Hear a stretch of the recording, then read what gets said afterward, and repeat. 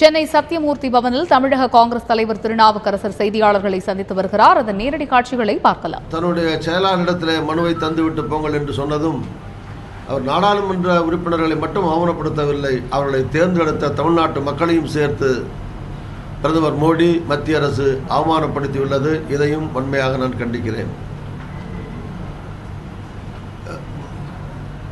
காவிரி நதிநீர் மேலாண்மை வாரியத்தை உடனடியாக ஏற்படுத்த வேண்டும். உச்சநீதிமன்றத்தினுடைய தீர்ப்பை மதிக்க வேண்டும். தமிழக மக்களுடைய உணர்வுகளை புரிந்து கொள்ள வேண்டும். தமிழக விவசாயிகளுடைய நலனை காக்க முன்வர வேண்டும் என்பதை வற்புறுத்தியும் மத்திய அரசின் மோடி அரசின் ஜனநாயக விரோத சட்டவிரோத செயல்களை கண்டித்தும் இந்த மாதம் 15ஆம் தேதி சனிக்கிழமை திருச்சியிலே எனது தலைமையில் உண்ணாவிரத அறப்போராட்டம் நடைபெற இருக்கிறது.